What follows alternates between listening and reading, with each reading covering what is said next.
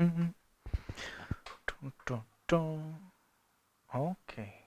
the stream should be started. I'll wait until I have some audio feedback. Yes, I do have audio feedback, so audio works. That's the most important. Let's put this here. Okay, so we are at the third part of the DMX controlled AC motor. We continue where we left off yesterday, although a bit more. I'll come back to that later, but first a bit of housekeeping. As you maybe you know, maybe you don't know, but I don't only use Twitch. I also have the recordings on the website. Get the website up. Here. If you go on stream.qvoodoo.info, you also find the recordings. I don't know for how long I'll put them here because they take quite some space on my server. So what I did is also, if you click on the README, you have the link to the Twitch, and you probably know this from the Twitch, but you also now have a link to a new YouTube channel. And on the YouTube channel, you will call just QVoodoo stream, nothing particular. I've just set it up rapidly. You also find all the videos, and it's probably easier for you because you can subscribe. There's an RSS feed if you want, and you can be notified. It's more easy. And the recordings are here. It's easier. You don't have to download the whole recording from the server, which might be a bit slower. You can directly scroll through the video, kind of a video on demand. And I don't know yet, but maybe I will stream on using YouTube instead of Twitch. I know Twitch from streaming because of gaming, but I don't use any of the feature from Twitch related to gaming. I don't want subs. I don't care about bits. The only thing which is kind of, or could be kind of useful, would be the chat, but the chat also exists on the YouTube channel, on YouTube Live. So maybe I'll just create the YouTube Live, and this allows me to directly have the video in the YouTube QVoodoo stream channel without having it to upload it every time after I finish my stream. So let's see. I'll notify you if I change or if I try YouTube Live. So I'll probably have at least one stream for now on Twitch, and else just always go to stream.qvoodoo.info, and on the README I will tell you also what is the current status. Or you can immediately subscribe to this channel if you want to, so you can have updates about this one. So that was about housekeeping. The other part I did, probably what you see on the oscilloscope, is there is some activity on the oscilloscope. I'll explain later what it is, but since yesterday I did work on the firmware, and so we don't need this anymore. Close. I don't need this. I worked on the firmware, and it looks something like this, and this will be just a small rant. It looks something like this. So yes, I used the Arduino IDE, and I'm not a fan of the Arduino IDE, and I'll come to that later why. So this is the firmware. We don't need to read the source code. It's just the firmware. The thing which I wanted to rant about is just the Arduino IDE environment and the complete platform and so on. I wanted to have something really simple. I do detect the zero crossing, and after the zero crossing I want to enable the triac by just pulling up the gate really briefly. So I want to have some kind of precise measurements between the triac and between the zero crossing, and some time, which should be precise, to enable the triac by switching on the gate. First, interrupts. So interrupts kind of are not too hard to use, but as soon as it comes to timer, there's nothing really standard about timer. You don't want, for example, to put this in the loop. You don't want to always pull on the interrupt, not on the interrupt, but on the pin, because You might have some delays because some packets have come in or something like that, so you don't have precisely the time when the zero crossing happens. This is why you do it in an interrupt service routine, which I've set up here. So here you just attach interrupt, and every time there is a rising edge on the triac 0 pin, which is the output of the triac for the zero crossing, then this here 0. Then this interrupt service routine, or ISR for short, is called, and what this does is just either disable the gates of the triac to disable the motor or start a timer. Now I wanted to have some kind of timer in the big, so this is, you want some precise measurement. This is why you do an interrupt service routine, because it preempts the loop. So you jump immediately in the interrupt service routine once you have this rising edge. Well, immediately with some caveats. Some other interrupt service routine have a higher priority, plus you need the interrupt service routine setup and so on. But the idea is that very soon you do that, so you don't have to check on the loop. Same thing after that. If once you're in the interrupt service routine, you don't want to use delay loop or the delay function, something like delay. You don't want to use the delay function in the interrupt service routine, because the interrupt service routine is blocking, meaning almost nothing else can happen, nothing in the loop and so on. And the half waves are always 10 milliseconds long, because we have 100 Hertz. So you would block the whole processing for 10 milliseconds, and 10 milliseconds is really a long time. 10 milliseconds where you cannot process the DMX packets and so on. So what you want to do is kind of set up a timer, and the timer should kick in after some time to do whatever you want, because I want to switch off on the gate, in this case the gate of the triac.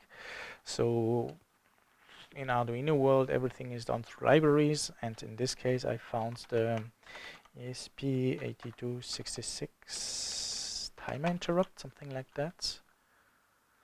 Timer interrupts. So that's the code, we don't care. Timer interrupts. It's this one.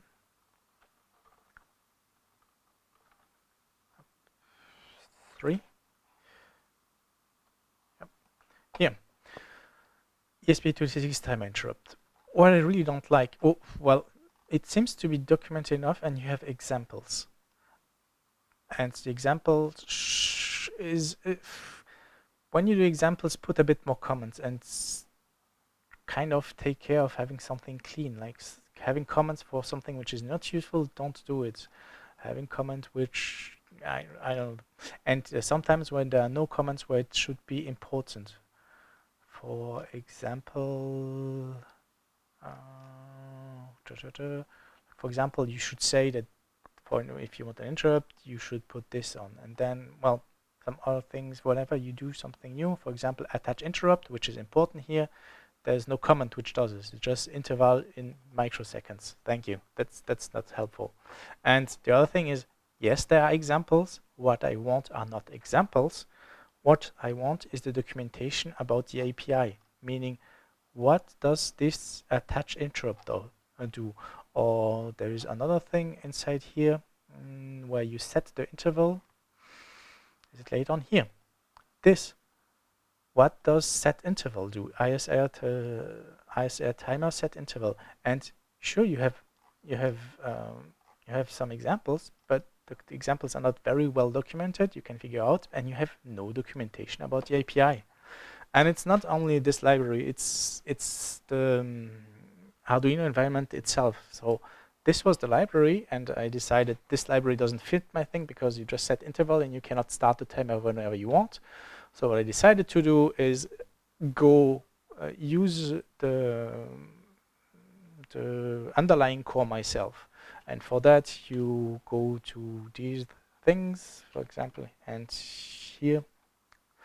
So we don't need this anymore. This goes here. Up this here. So this is the source code.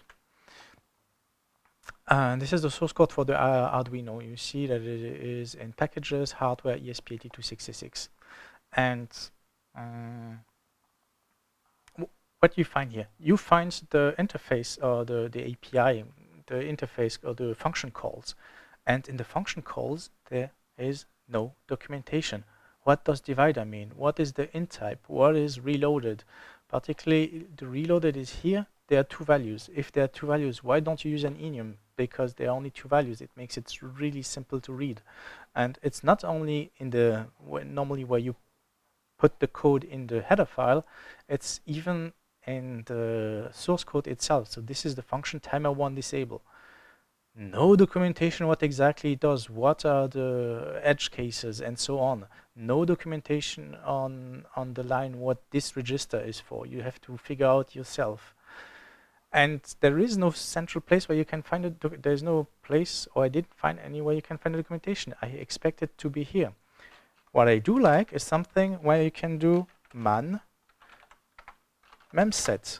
Man memset here. What you need to do to use the memset? There's a small description. Here there's a longer description, the return value, the attributes, what else you want, and it's really well described. And there are other projects which do it also better. So something like this, it defines the interface, the function. Something which I use very often. Lib open CM3. Open CM3. So we remove this. We put this. No, lib open CM3. So lib open CM3 started for Cortex M3. It's a library, so you can program your Cortex M3, and this supports also the STM32, which I'm really using very often. And this has a documentation wiki, or Doxygen, for example. The Doxygen, these have the documentation, but what is most important is the Doxygen. Doxygen is one way to document your code. And in the Doxygen, you just choose the platform you want. Then, this is the platform, for example. If we want to talk with you, we want some GPIOs. Let's take on GPIO. And here you have all the functions listed with a short summary. And if you click on the function call, it tells you what the parameters in what they do. If there's an enum, what it refers to. There's a longer thing. You can click on the source code. This is interface documentation. This is API documentation. When I want to program something, I want to have something like this: documented API calls or function calls. This is why I don't like Arduino, but nevertheless, it works. I have the firmware, and this is actually what you can see on the left. So let's go to that. Rent finished. But yeah, at least Arduino helps for a lot of beginners to start, because you just copy paste code you find somewhere else without thinking or without really thinking. Just copy paste, it works or it doesn't work. If it doesn't work, just copy paste from some other examples until it works. So that makes it easy for some people. Let me close some windows. Leave. Duck. We don't need this. Up.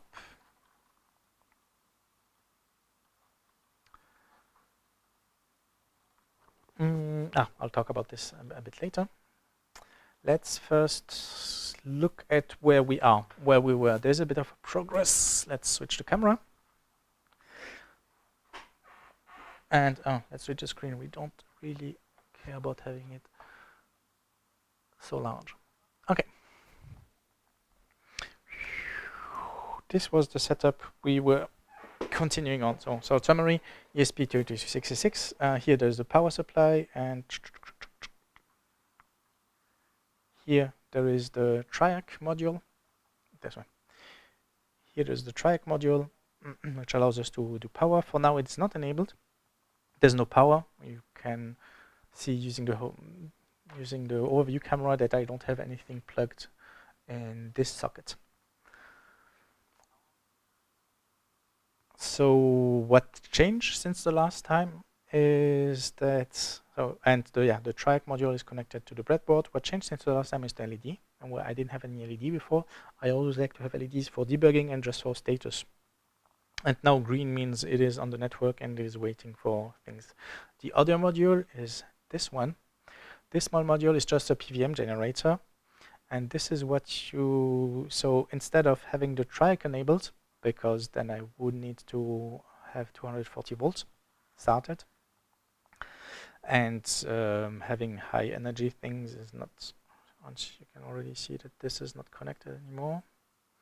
Having high energy things around is not always safe. So I wanted to skip using the triac, and I used this PWM generator with 100 Hertz, and it is generating 100 Hertz signal, and this simulates what the zero crossing circuit from the triac module would do. This is why you see it here. And now if we look at the oscilloscope, I have to enable the oscilloscope. Let's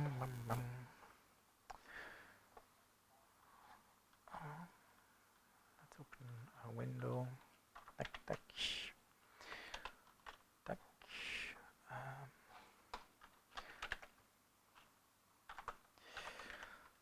So, tack. Okay, the oscilloscope is starting to capture.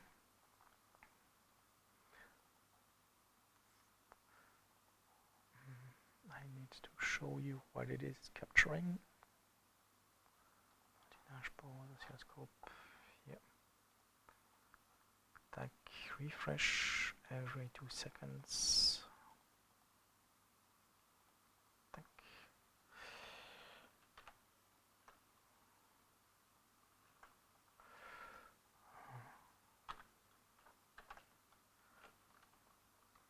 Up. Now we can see the output of the oscilloscope. Oh, I could also show the other camera, so you have both views up. And you can view what I'm pointing at. What does the oscilloscope show? It shows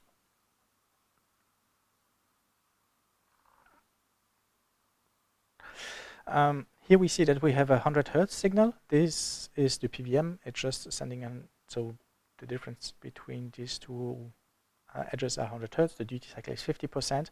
What you can see is there's a tiny that's the output of the PWM. This output of the PWM also is connected to the input on the ESP for the zero crossing input. So this PWM output simulates the zero crossing. And what I've successfully done until now was have a timer which, after the rising edge of the zero crossing, starts the timer, and when this timer triggers and when it expires, we have this small pulse here, and this small pulse is there to enable the triac.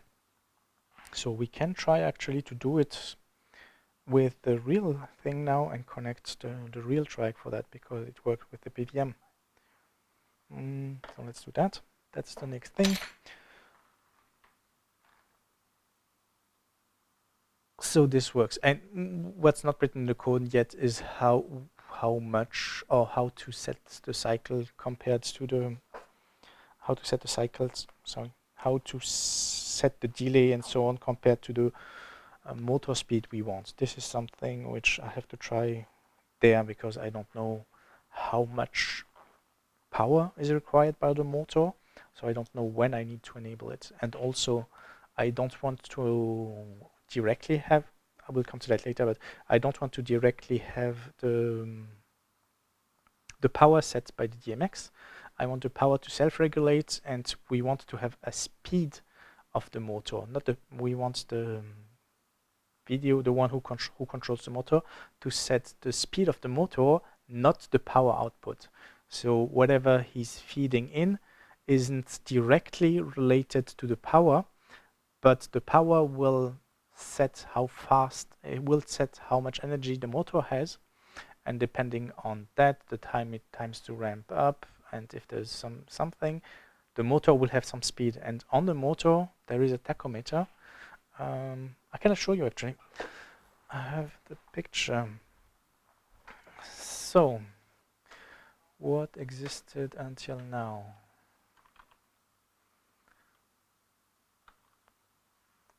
These are the pictures. So on the oscilloscope we don't need that anymore. I've just shown you what it does. This I also don't need anymore. This I don't need. I try to keep my desktop clean so I find things faster. This is the first clock jockey, the one which actually already exists. The small dongle, let's switch to the screen, The small dongle on the left is the one doing everything. You just need to power by plugging to a USB port. And as I've said, the motor, this is the motor which is turning the disk. I'll call the disk now the track, because this is where the time markers are. So it's kind of a ruler or a track. So on the side of the motor, there are the pins, which I've labeled and figured out just by using a multimeter what the pins are. And you see on the bottom there is a tachometer output, and the tachometer output gives an indication of really how fast the motor turns. And what I do is, so this is the motor, this is the pinout of the motor. Here, I do have an SCR which is set to a maximum power which is allowed.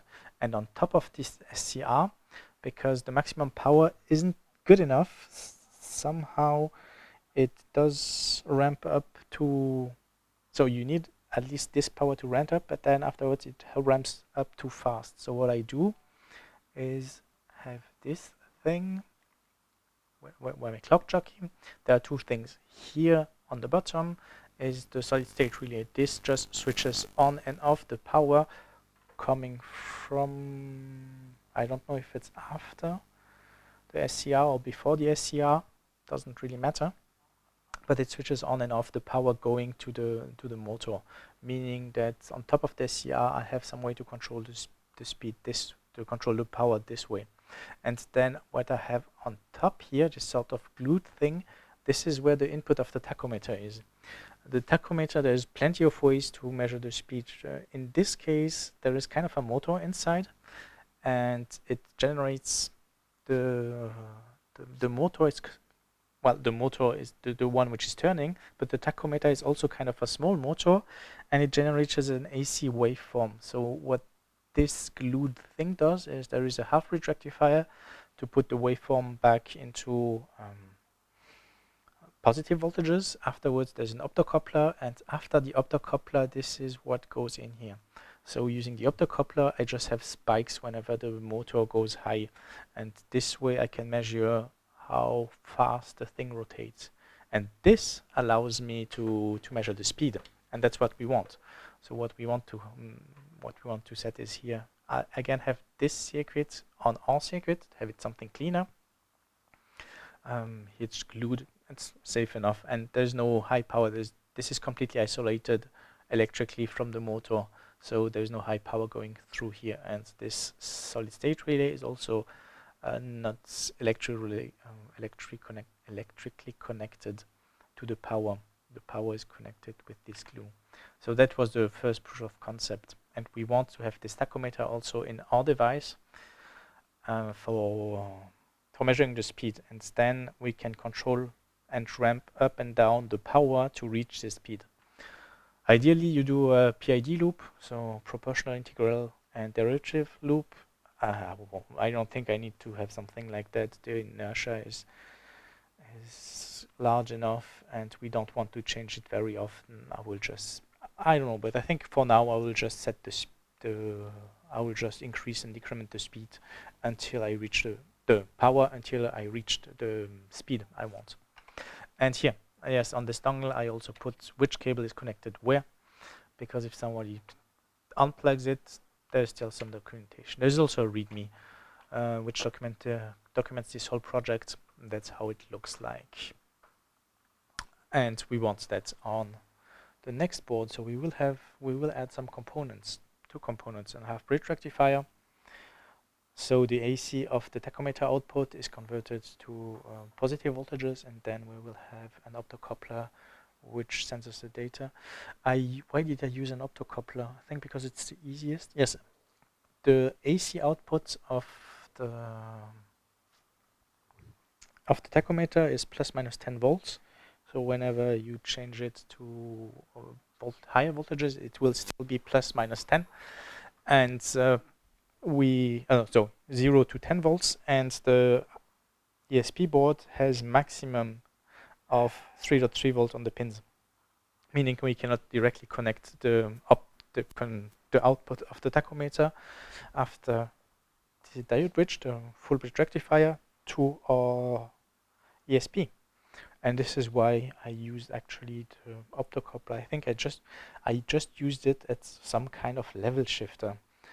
So yeah, it was an easy way to have a level shifter. And it also galvanically isolates us from the motor, but that's not important because the tachometer isn't really connected to the electrical interface of the motor. It's completely separate.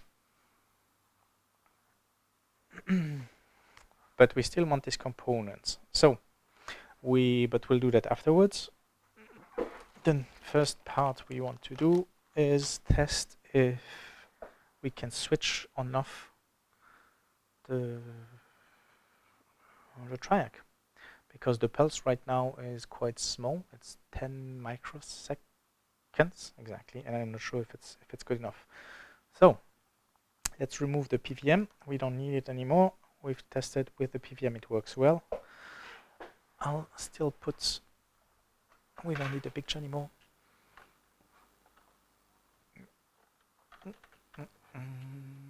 Yeah, you have the output of the oscilloscope.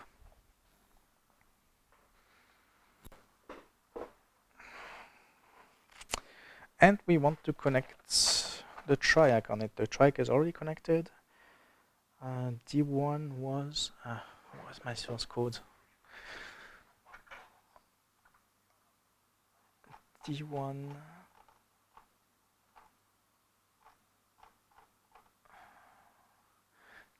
is the zero crossing and D2 is the gate. D1 is green, green is the zero crossing. This is what it used to be before.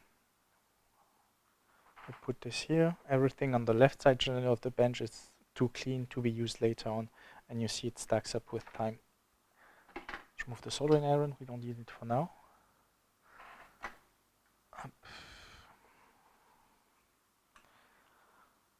So we said D1 is the zero crossing circuits. Zero crossing is this white wire.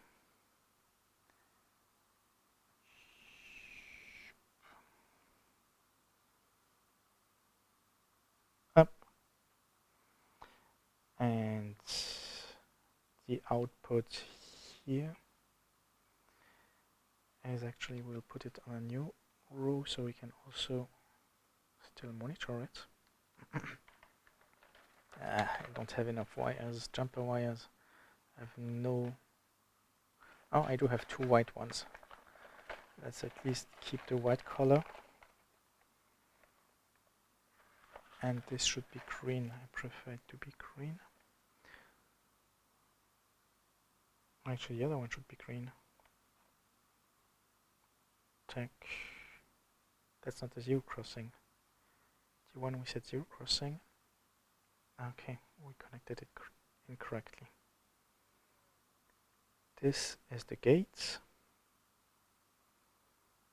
and the zero crossing is the second pin.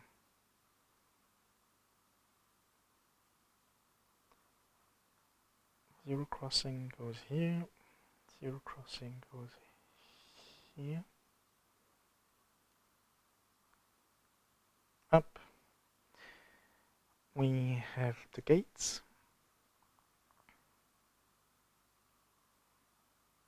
and we want the gate to also be visible on the oscilloscope.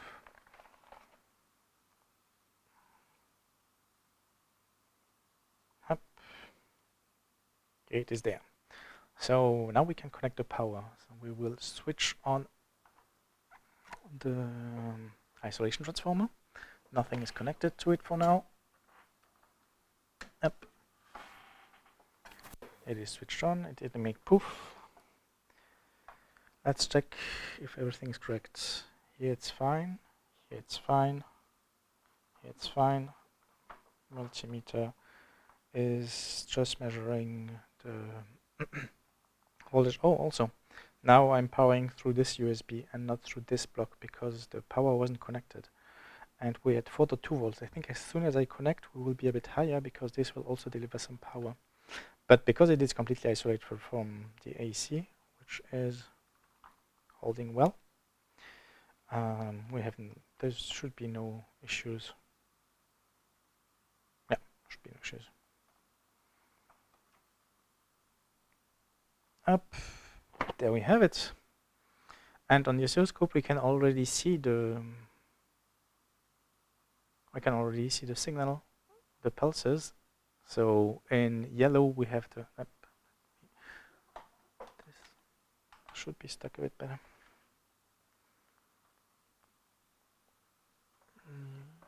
Yeah, should be a bit higher.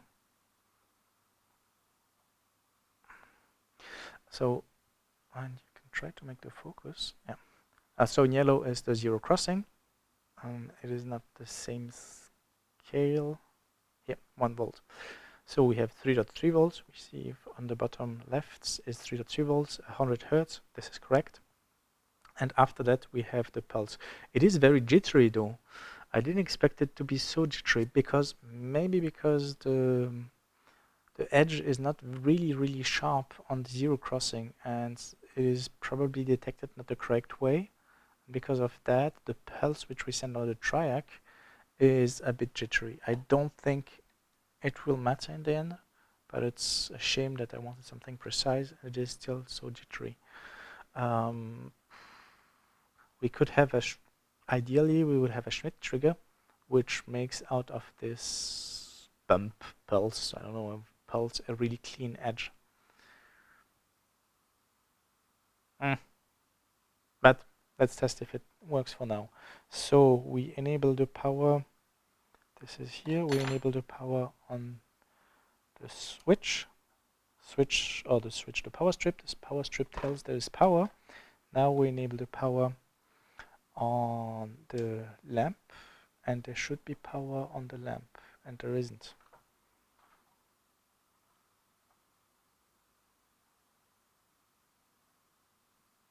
I missed something. Maybe the pulse is not long enough. So this is exactly why I wanted to test it. We see that we have the pulse in the end. So what we could do now is connect the oscilloscope probe on. Do we want to do that?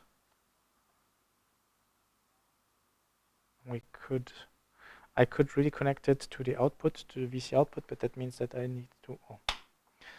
need to measure the output of the oscilloscope, and I don't want to do that while I'm connected. Although it is floating, I don't want to do that while the oscilloscope is connected at the same time on the board. So let's first increase the pulse width. Where's the codes? Here. Let's put the pulse width to 100 microseconds. Uploads.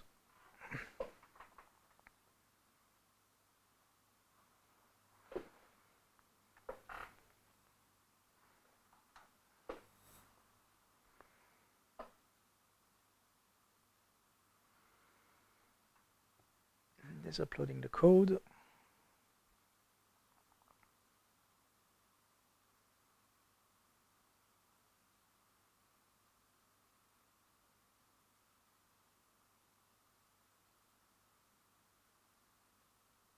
Okay, so the code is uploaded and you see that the pulse is a bit larger. Is it large enough? We will see. Yes, now it is large enough. So it needs, I don't know, we've just increased 100 microseconds. I don't want to, because this is in the interrupt service routine, I don't want to have it this large in the interrupt service routine. What we could do is try half of it, 50. Let's upload.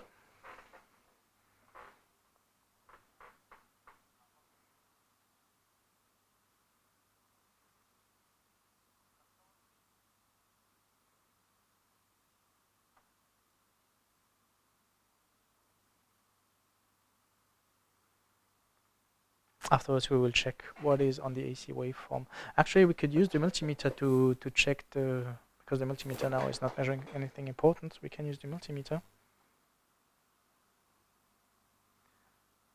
So it works also with 50 milliseconds, microseconds. Let's try with 20. The shorter the better, because it is in an interrupt service routine. It's not clean. We shouldn't do any delay in interrupt service routine, but for now, let's do it this way. If it works, it's good enough. And if it's only 20 microseconds, I don't bother. It doesn't do anything else. It's not super heavy code.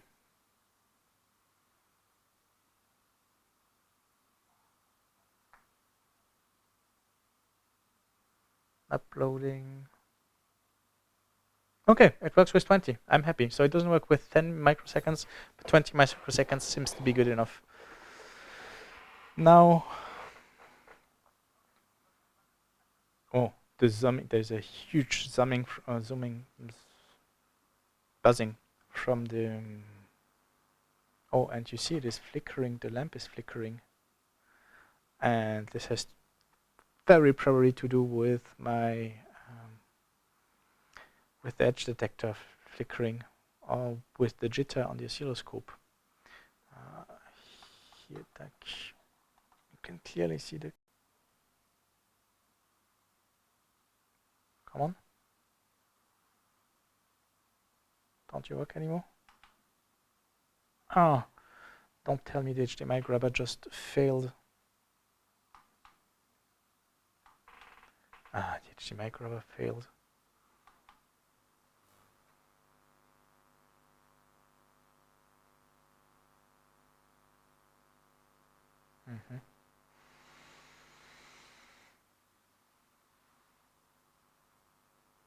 And I think I have to restart